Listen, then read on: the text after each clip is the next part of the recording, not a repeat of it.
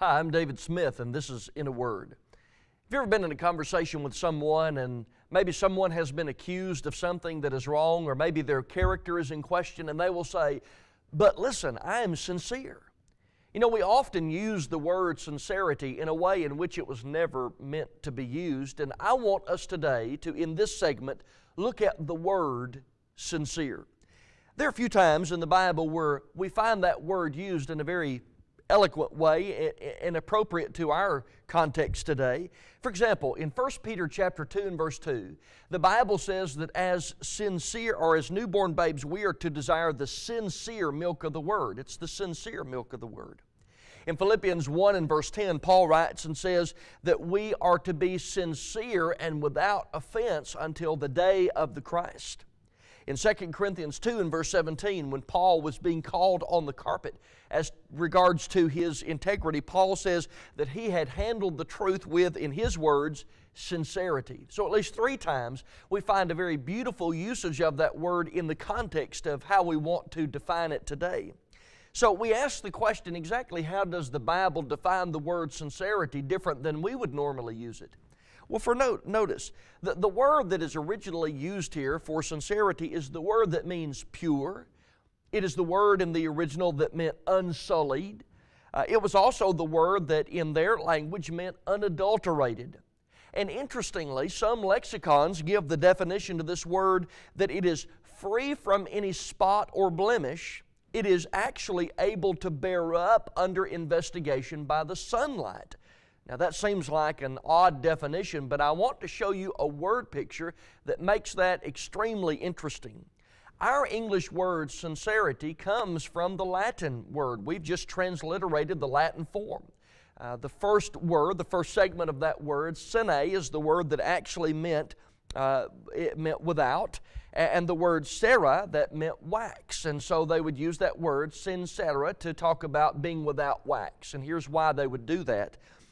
In ancient times, pottery makers would get their pottery together, and an unscrupulous pottery maker may have something that would come out of the oven full of cracks. And to disguise those cracks, to prevent that from being seen by the buyer, he would simply fill those cracks with wax. An honest pottery seller would actually stand in the market and yell, "Sincere," and he would say, "without wax." And those who would investigate the pottery could then take that piece of pottery and hold it to the sunlight, and the sunlight would reveal the flaws in the pottery because it would seep through the wax. And so that's why they would sell their pottery without wax, those honest men. And they would use that word to describe the honesty, really the integrity of the man selling the pottery. He was sincere. And so when it comes to the Bible, clearly our lives are to be the same way. We are to be able to take our life and hold it up to the sunlight in a manner of speaking, and when it's held to the sunlight in that figurative sense, we are to be able to bear up under that investigation. Let me give you 2 verses that I think are absolutely outstanding verses in this context. First of all, in 2 Peter 3, verses 1 and 2, I want you to notice that Peter says, "This second epistle, beloved, I now write unto you, in which I both stir up your pure minds," that is, your sincere minds, "by way of remembrance." That means that our minds are to be sincere. As we defined in word picture, they are to be without wax. It means that when our thinking, our mindset, our attitude is held up to the investigation of the sunlight, it ought to be seen as being flawless.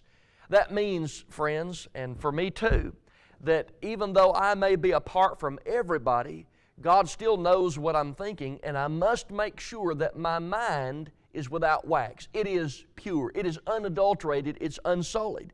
And again, I may be able to keep my mindset, my attitude, even what I'm thinking away from people in the world, but God knows. And so I must make sure that even my mind is pure.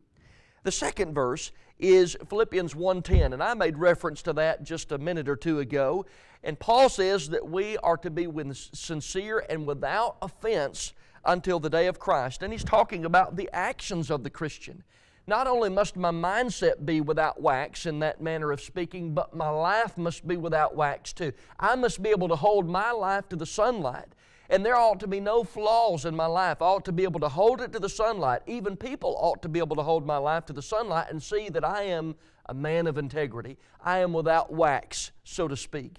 And so we encourage all of us, myself included, that we must be sincere. There must be no pretense to the Christian life, no trickery. There must be no show to the Christian life. We must be genuine Christians.